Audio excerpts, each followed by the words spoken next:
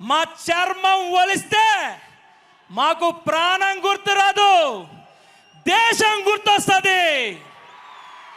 ఎందుకంటే దేశం కోసం చనిపోవాలనుకుంటే ఊరిని ముద్దు పెట్టుకునే భగత్ సింగ్ గారు మాకు ఆదర్శం, మా నాయకుడికి మాకు ఆదర్శం. ఇది రాజకీయ పార్టీయే, కానీ ఆ మూలాలు ఎక్కడున్నాయో గుర్తు పెట్టుకొని ప్రవర్తిస్తే బాగుంటుంది.